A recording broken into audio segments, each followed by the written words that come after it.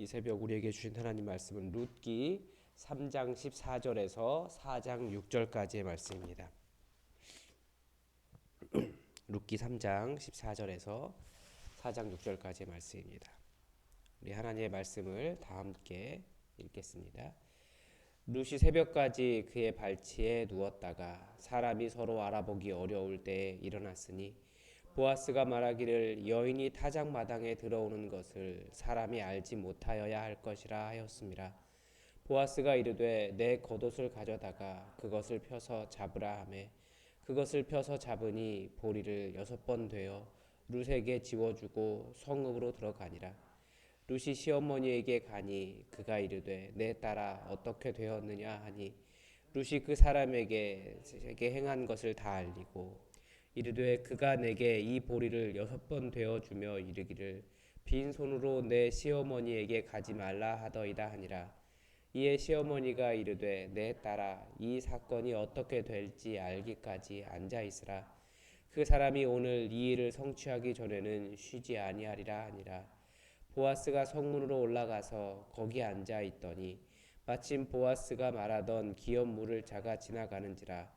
보아스가 그에게 이르되 아무개여 이리로 와서 앉으라 하니 그가 와서 앉음에 보아스가 그 성읍 장로 10명을 청하여 이르되 당신들은 여기 앉으라 하니 그들이 앉음에 보아스가 그 기업 물을 자에게 이르되 모압 지방에서 돌아온 나오미가 우리 형제 엘리멜렉의 소유지를 팔려 함으로 내가 여기 앉은 이들과 내 백성의 장로들 앞에서 그것을 사라고 내게 말하여 알게 하려 하였노라. 만일 내가 물으려면 물으려니와 만일 내가 물으지 아니하려거든 내게 고하여 알게 하라. 내 다음은 나요 내게 고하여 내가 물으리라 하는지라. 보아스가 이르되 내가 나오미의 손에서 그 밭을 사는 날에 곧 죽은 자의 아내 모압 여인 룻에게서 사서 그 죽은 자의 기업을 그의 이름으로 세워야 할지니라 하니 그 기업 물을 자가 이르되 나는 내 기업에 손해가 있을까 하여 나를 위하여 물으지 못하노니 내가 물을 것을 내가 물으라. 나는 물으지 못하겠노라 하는지라. 아멘.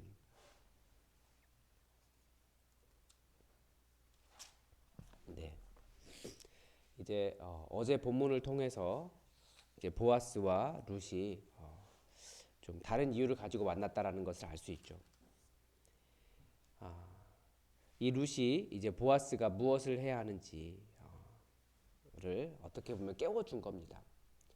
끊어진 아비멜렉의 가문을 이어야 하는 그 사명이 있다는 것을 가르쳐 주죠. 그리고 날이 밝자 보아스가 이제 그 일을 하는 장면이 오늘 본문의 내용입니다. 그런데 문제가 하나 있었습니다. 기업을 잇는데 서열이 있었습니다. 예를 들면 왕위 계승 순서가 있잖아요.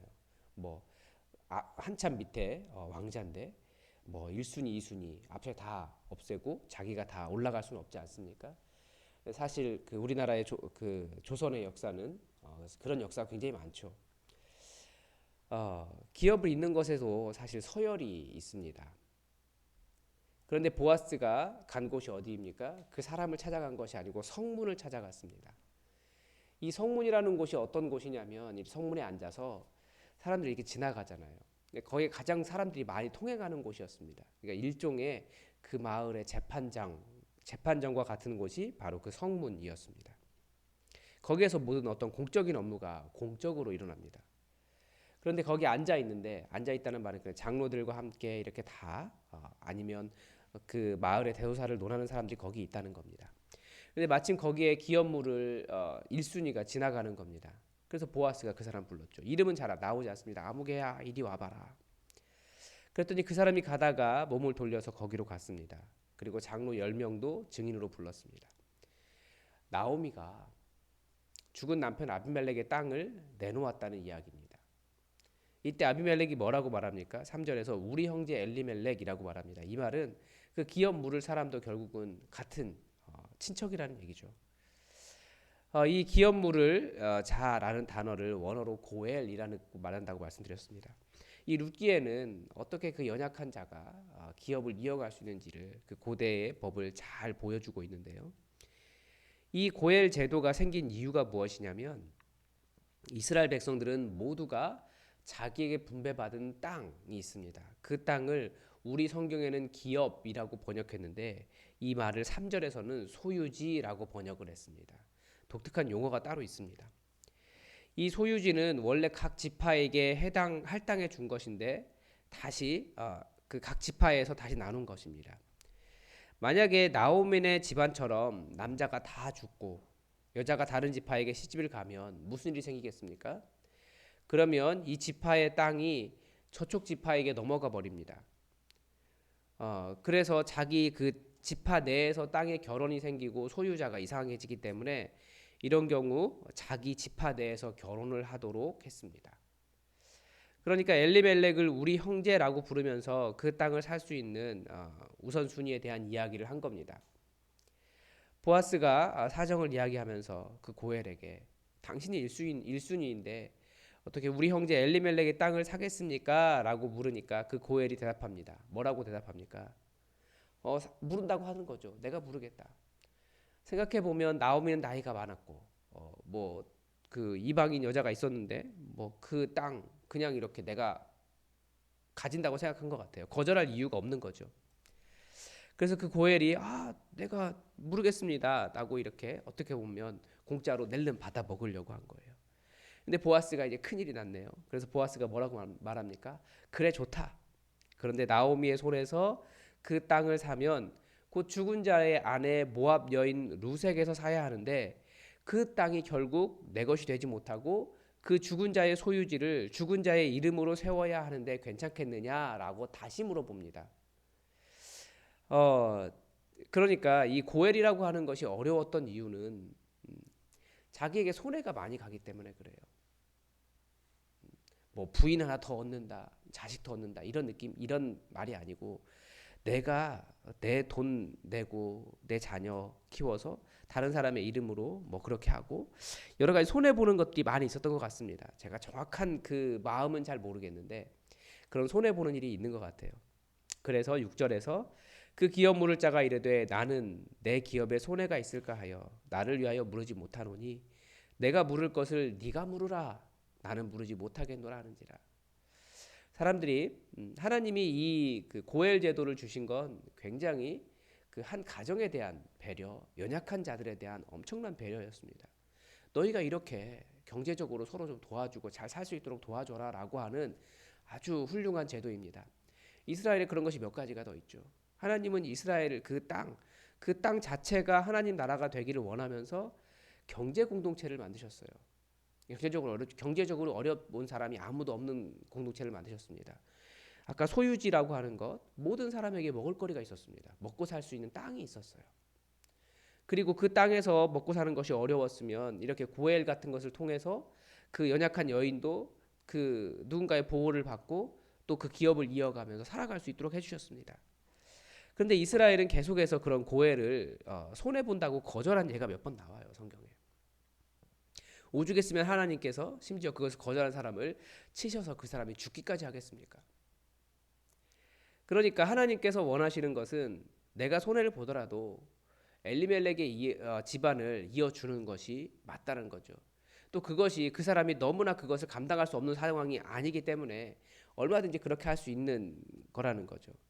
그런데 내가 손해 볼 때까지 그렇게까지는 하지 않겠다라고 말하는 것이 대부분입니다. 하나님의 일을 할 때도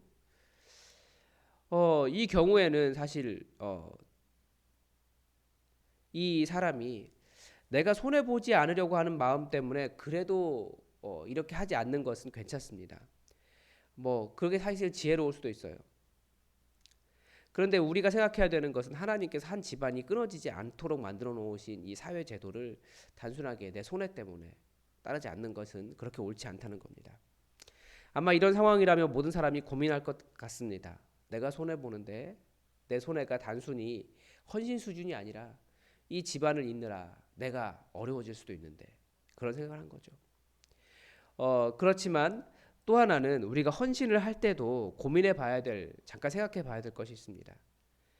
이 1순위 고엘이 어떻게 보면 현명한 거예요. 자기가 책임 못 질 거면 자기 믿음이 허락하는 데까지만 하면 되는데 그것을 감당할 수 없는데도 내가 당연히 해야 되죠라고 했다가 오히려 책임지지 못하면 그것도 무책임한 것이 됩니다. 그래서 그 사람의 믿음이 거기까지이기 때문에 이제 오늘 읽지 않는 부분이지만 설명드릴 일이 없기 때문에 먼저 말씀을 드리면, 그 사람이 7절 8절에서 보면 자기 신발을 벗어서 넘겨줍니다. 내가 못 모르겠다. 7절 8절에 보면, 그러니까 옛적에는 이렇게 모든 것을 무르거나 교환한 일을 확정하기 위해서 그 사람의 신을 벗어서 이웃에게 주었다. 그러면서 보아스에게 네가 사라라고 그의 신을 벗었습니다. 어느 정도 이것도 현명한 것이 맞습니다. 자기가 믿음의 분량이 안 되는데 감당하다가 시험에 들 수 있으니까 네가 해라라고 하는 경우도 현명한 겁니다. 그러니까 자기가 해야 되는데 그 책임을 미루기 위해서 네가 해라가 아니고 내가 도저히 감당할 만한 믿음이 되지 않는다라는 것을 자기를 생각하는 거죠. 잘 아는 거죠. 그러니까 그 하나님의 일이니까 내가 다 해야 된다라고 하는 생각도 사실은 좀 잘못된 겁니다.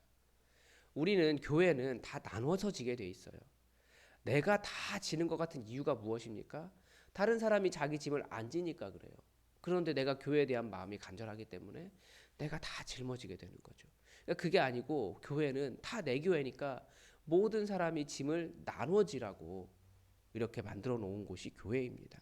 그래서 공동체라고 이야기하고, 그래서 우리가 서로 내가 도저히 감당할 수 없다면, 그리고 내가 감당할 능력이 된다면, 하나님은 분명히 각 사람에게 감당할 수 있는 능력을 주셨거든요. 은사를 주셨는데 그걸 하지 않는 거예요. 그래서 그것을 해야 될 사람들은 일을 해야 되고, 자기 믿음의 분량이 되지 않는데 또 내가 하겠다라고 해서 또 상황을 어렵게 만들면 안 됩니다. 그런 경우를 가끔 봤어요. 이 교회가 건축한다고 하니까 어떤 분이 건축 작정원금을 뭐 몇십억 이렇게 쓰시는 겁니다. 믿음이 좋다라고 이야기하죠. 그분이 몇십억을 쓰셨어. 정말 자기 전 재산 다 바치려나 봐. 라고 얘기했는데 점점 시간이 지날수록 어려워지는 거죠, 마음이. 이런 경우도 시험에 듭니다. 아예 그렇게 하는 게 아니에요. 그리고 또 어떤 분은 실제로 헌금을 많이 하셨어요. 은혜가 충만할 때는 다 드려야지 라고 했는데 또 시간 지나니까 헌금 돌려달라고 계속해서 전화하고 결국 교회를 안 나오면서 계속 헌금 돌려달라고 하시는 분도 제가 보았습니다. 그렇게 헌신하는 게 아니라는 거죠. 그래서 헌신은 누구나 할 수 있습니다. 그러나 자기의 믿음의 분량을 잘 알아야 되고, 그리고 예전에 그런 문구가 있지 않았습니까? 과도한 빚, 고통의 시작입니다. 과도한 헌신이 때로는 어떤 사람들에게는 시험의 시작이 될 수 있어요. 그래서 자기의 믿음의 분량을 잘 알아야 됩니다. 그래서 교회 안에 자기의 믿음의 수준에 대한 이해가 필요합니다. 어떤 사람은 신앙의 연수에 비해 실제로 신앙이 어린아이인 경우가 있어요.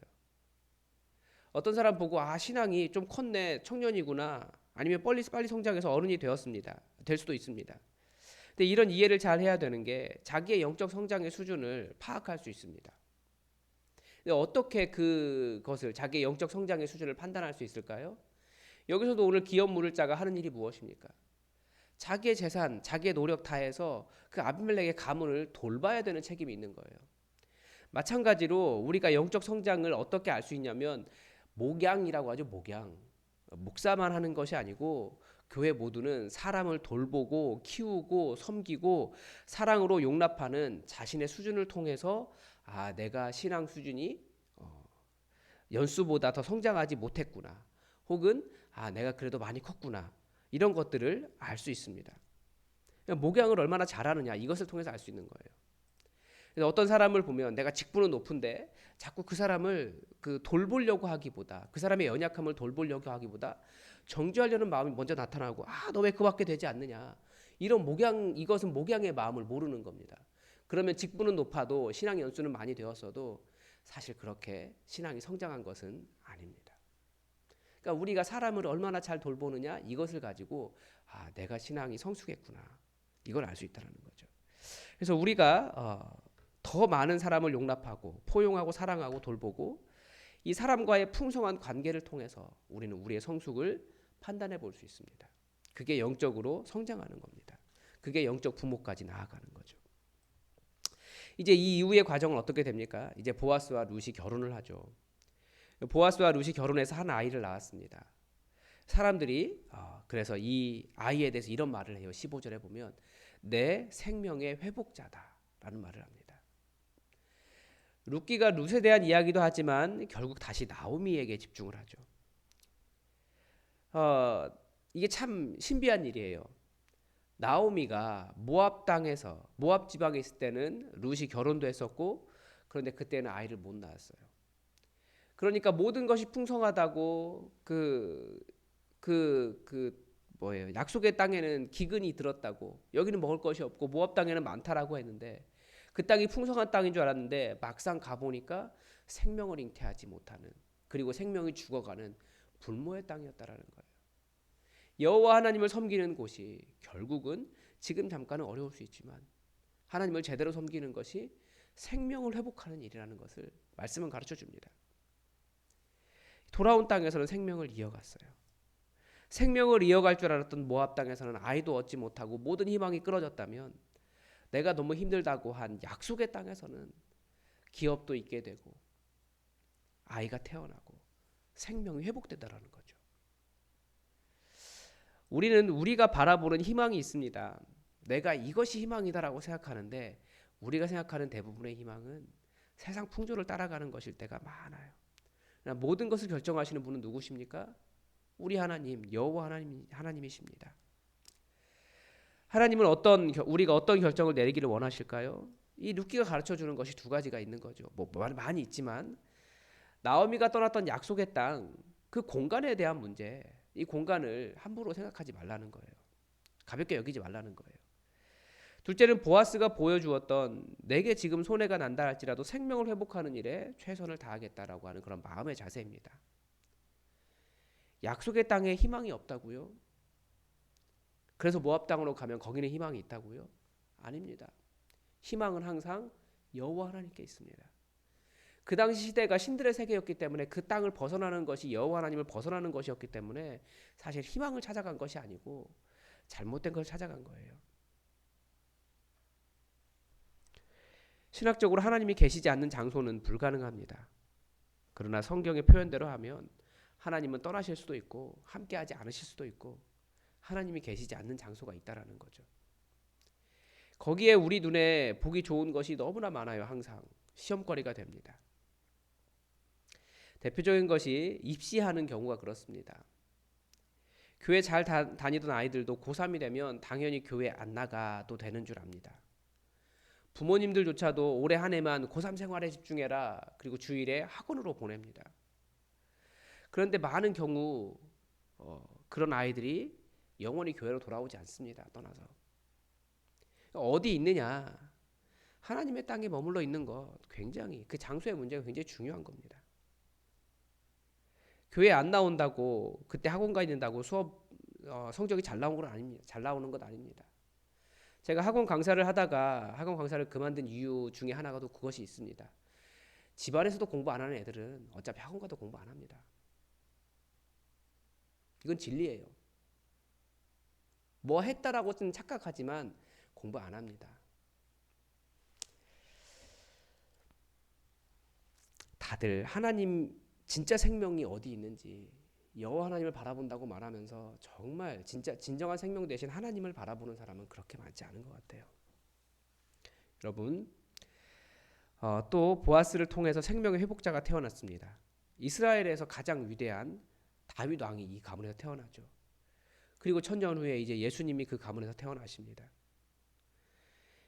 여러분에게 천년 후에 태어날 자식까지 생각해 보라고 말씀드리는 것이 아닙니다.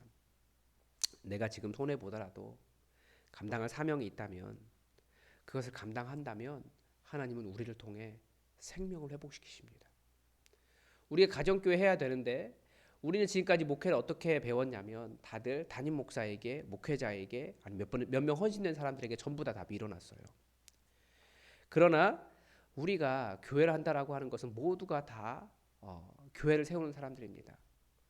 예수님께서 생각하신 것이 바리새인들만, 대제사장들만, 사두개인들만, 장로들만 그 사람들만 하나님의 사람이 아니라 너희가 하나님의 사람들이다 라고 해서 가난한 어부들을 불러주셨는데 그래서 그들을 통해서 교회를 세워주셨는데 자꾸 교회가 옛날로 돌아가는 더 옛날로 예수님의 뜻이 아닌 곳으로 돌아가는 거예요. 그래서 우리가 가정교회도 잘 감당하고 교회를 세우기 위해서 그 교회라고 하는 것은 진실한 공동체죠. 조직이나 건물이 아니라 그 진실한 공동체를 세우기 위해서 그렇게 수고할 때 진짜 교회가 세워집니다. 그게 우리가 지금 어렵지만 그 사명 감당할 때 우리를 통해서 생명 회복되는 일이 이 지역에 일어날 겁니다. 우리 삶에 일어나요. 우리 주변의 약한 자들에게 일어나요. 누군가가 헌신하지 않으면 절대 그런 일이 일어나지 않습니다.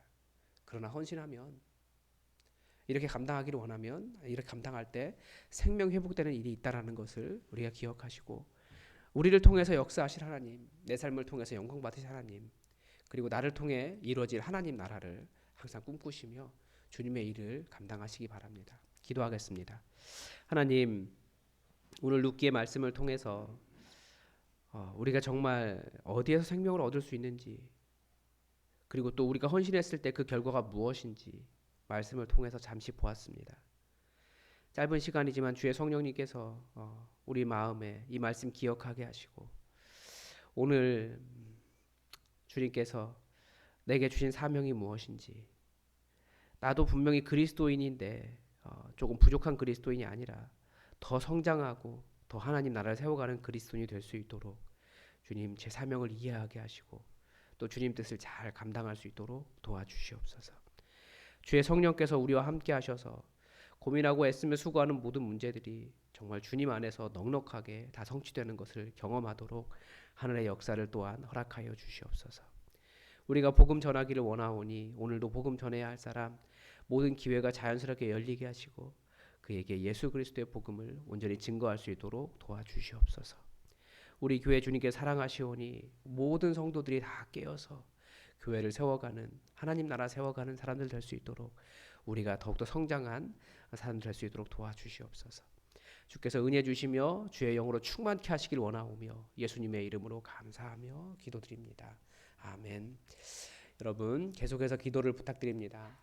우리 교회는 목사의 사제주의를 타파하고 모두가 다 제대로 된 진짜 성도로 서기 위해서 교회를 세웠습니다.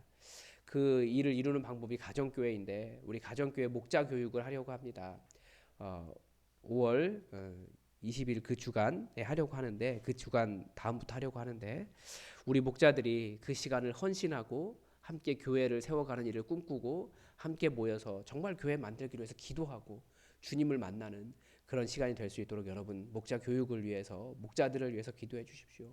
그리고 우리 청년부를 세워야 되는데 청년부를 위해서 기도해 주시고 또 예배가 풍성한 은혜가 있을 수 있도록 여러분 기도해 주십시오. 그리고 주일 예배 준비해야 되는데 말씀을 준비하는 최철규 목사에게 그리고 예배를 준비하는 모든 사람들에게 하나님의 은혜를 더해달라고 함께 기도해 주시기 바랍니다. 다 함께 기도하겠습니다.